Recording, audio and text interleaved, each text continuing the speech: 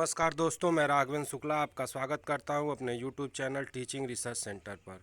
पिछले दो वीडियो में हमने इतिहास के पाषाण काल से संबंधित प्रश्नों को देखा था। आज के वीडियो में हम बात करेंगे सैंधव सभ्यता की। तो आइए शुरू करते हैं। सैंधव सभ्यता, जिसका एक प्रसिद्ध नाम हड़प्पा सभ्यता के नाम से भी जाना जाता है, क्योंकि सबसे पहले हड़प्पा नामक स्थान पर ही इस सभ्यता के निशानी मिले थे। तो आज का पहला क्वेश्चन है, हड़प्पा सभ्यता में निम्नलिखित किस लिपि का प्रयोग किया जाता है? वर्णात्मक लिपि का, चित्रात्मक लिपि का, ध्वनिबोधक या शब्दांश? तो हड़प्पा सभ्यता में किस लिपि का प्रयोग किया जाता है? चित्रात्मक लिपि का, क्योंकि आज तक ये लिपि हम पढ़ नहीं पाए हैं। आज का दूसरा प्रश्न है, हड़प्पा सभ्यता के निम्नलिखित किस नगर में चिनाई के कार्य में तक्षित प्रस्तर का प्रयोग कच्ची ईंटों के साथ किया जाता था? कच्ची ईंटों का प्रयोग कहाँ किया जाता था? तो कच्ची ईंटों का प्रयोग हड़प्पा में किया जाता था, मोहनजोदड़ो में, लोथल में या धौलावीरा में। तो इसका सही उत्तर है, कच्ची ईंटों का प्रयोग धौलावीरा में किया जाता था। धौलावीरा कहाँ स्थित है? धौलावीरा गुजरात राज्य में स्थित है। तीसरा प्रश्न है, सिंधु घाटी सभ्यता का उद्वाचन अभी तक नहीं किया गया है, निम्नलिखित कारणों पर विचार करें। कहने का मतलब है कि सिंधु घाटी सभ्यता की लिपि को अभी तक नहीं पढ़ा जा सका है, उसके क्या कारण है? पहला, उनकी भाषा के बारे में कोई जानकारी नहीं है, अभिलेखों की छोटी लंबाई है, द्विभाषा लेखों की अनुपस्थिति है। उक्त में से कौन से सही कारण हैं? केवल एक और दो, एक और तीन, एक, दो और तीन, तीनों? तो आप जानते हैं कि सिंधु घाटी सभ्यता या हड़प्पा सभ्यता की जो लिपि है, उनकी भाषा के बारे में भी कोई जानकारी नहीं है, पहला सही है। उनके अभिलेखों की लंबाई भी छोटी है, ये भी सही है। द्विभाषा लेखों की अनुपस्थिति भी है, मतलब जो ऐसी भाषा की आज की भाषा और हड़प्पा सभ्यता की भाषा को पढ़ सके, इस चीज़ की भी अनुपस्थिति है। तो सही उत्तर होगा 1, 2 और 3। आज का अगला प्रश्न है हमारा, हड़प्पा सभ्यता की पहली खगोलीय पर्यवेक्षणशाला निम्नलिखित में से किस प्राचीन स्थल पर पाई गई है? चन्हूदड़ो में, रूपर में, दैमाबाद में या धौलावीरा में? तो खगोलीय पर्यवेक्षणशाला कहाँ पाई गई है? धौलावीरा में। पांचवा प्रश्न है, निम्न हड़प्पीय स्थलों में से किनमें चावल की खेती के प्रमाण मिले हैं? कालीबंगा, लोथल, मोहनजोदड़ो या सुरकोटदा? अच्छा, ये कूट वाले प्रश्न हैं, तो पूछ रहा है कि पहला है 1 और 2 दोनों से, मतलब कालीबंगा और लोथल से, 1 और 3 से कालीबंगा और सुरकोटदा से, 3 और 4 से मोहनजोदड़ो एवं सुरकोटदा से, 1 और 4 कालीबंगा और सुरकोटदा से। तो चावल के खेती हमें कहाँ कहाँ से प्रमाण मिले हैं? कालीबंगा से और लोथल से। कहाँ कहाँ से? कालीबंगा से और लोथल से। कालीबंगा कहाँ स्थित है? राजस्थान में। और लोथल कहाँ स्थित है? गुजरात में। छठा प्रश्न है, किस पुरा स्थल के दुर्ग में 7 अग्निकुंड प्राप्त हुए हैं? हड़प्पा से, मोहनजोदड़ो से, लोथल से या कालीबंगा से? तो 7 अग्निकुंड जो प्राप्त हुए हैं वो कालीबंगा से प्राप्त हुए हैं। कालीबंगा से ही हमें हवन कुंड की जानकारी प्राप्त हुई है, कालीबंगा से ही हमें प्रारंभिक भूकंपीय साक्ष्य मिले हैं। सातवां प्रश्न है, सैंधव सभ्यता का सबसे पूर्वी स्थल आलमगीरपुर का उत्खनन किया गया था। कौन किया था? वाई.डी. शर्मा, ए. घोष द्वारा, बी.के. थापर द्वारा या बी.बी. लाल द्वारा? तो आलमगीरपुर का उत्खनन जो करवाया था वो करवाया था वाई.डी. शर्मा ने। आलमगीरपुर कहाँ स्थित है? उत्तर प्रदेश के मेरठ में। किस नदी के किनारे स्थित है आलमगीरपुर? हिंडन नदी के किनारे। धौलावीरा के निम्नतम प्रथम चरण का जमाव किस संस्कृति से संबंधित है?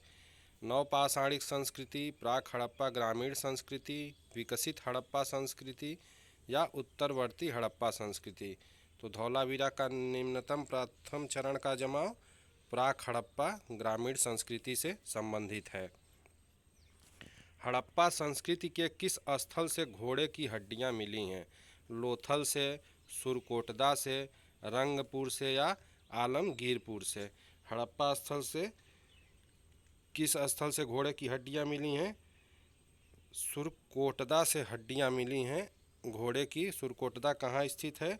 दास्क नदी के किनारे स्थित है। यह पाकिस्तान में पड़ता है इस समय।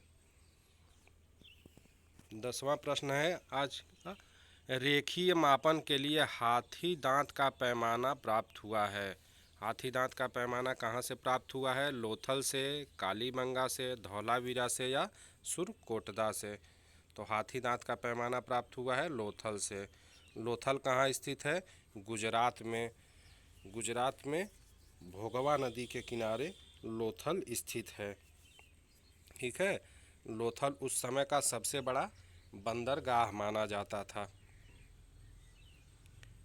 अगला प्रश्न है, निम्नलिखित में से कौन सुमेलित नहीं है? आलमगीरपुर उत्तर प्रदेश, लोथल गुजरात, कालीबंगा हरियाणा, रोपड़ गुजरात।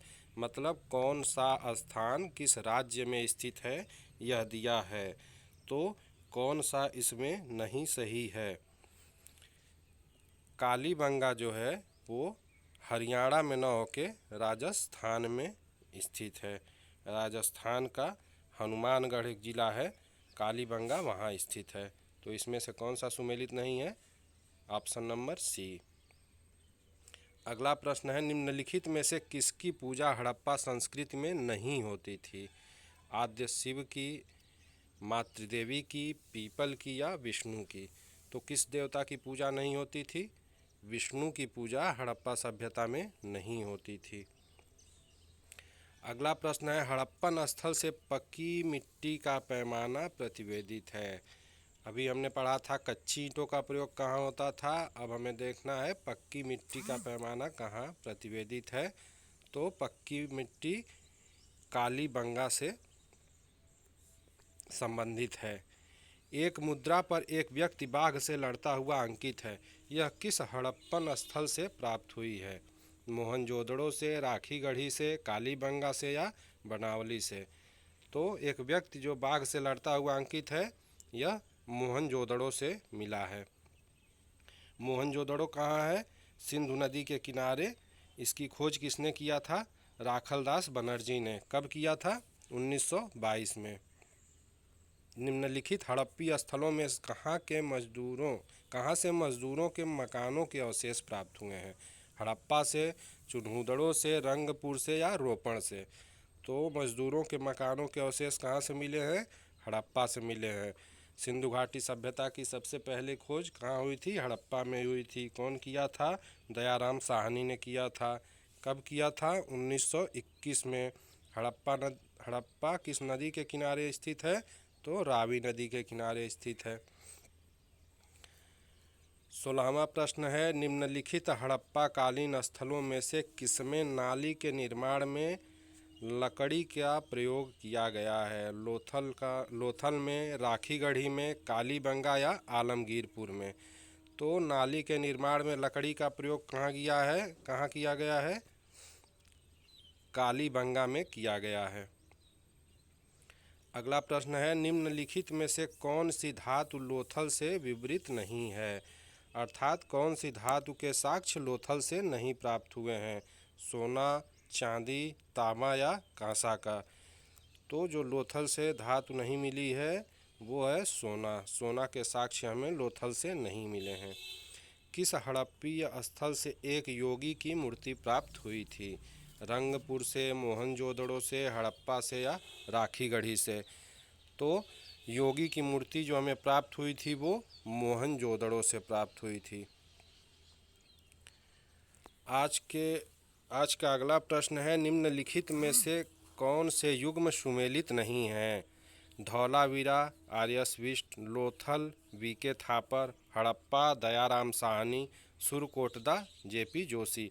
मतलब ये स्थल दिया है और उनके खोजकर्ताओं के नाम दिए हैं, तो इनमें से कौन सा स्थल सही सुमेलित नहीं है? तो धौलावीरा की खोज आर्यसविष्ट ने किया था, सही है। हड़प्पा सभ्यता का खोज दयाराम साहनी ने किया था, सही है। सुरकोटदा का खोज जेपी जोशी ने किया था, सही है। इसमें से सही ऑप्शन जो नहीं है वो लोथल है। लोथल का खोज वीके थापर ने नहीं बल्कि रंगनाथ राव ने किया था। लोथल गुजरात राज्य में भोगवा नदी के किनारे है। इसकी खोज रंगनाथ राव ने 1955-56 में किया था। आज का अगला प्रश्न है, शैव धर्म का प्रारंभ किस काल से माना जाता है? हड़प्पा काल से, उत्तर वैदिक काल से, मौर्य युग से या शुंग और कुषाण के कालों से? तो हड़प्पा सभ्यता से शैव धर्म का उदय माना जाता है। आज के वीडियो का अगला और अंतिम प्रश्न है, निम्नलिखित पशु समूहों में से कौन सा समूह मोहनजोदड़ो की पशुपति मुद्रा पर अंकित है? सिंह, हाथी, भैंसा और वृषभ, व्याघ्र, हाथी, गैंडा और भैंसा, सिंह, गैंडा, भैंसा और घोड़ा, वृषभ, भैंसा, हाथी और गैंडा। तो कौन सा अंकित है? Option number B. आज का वीडियो हमारा ख़त्म हुआ।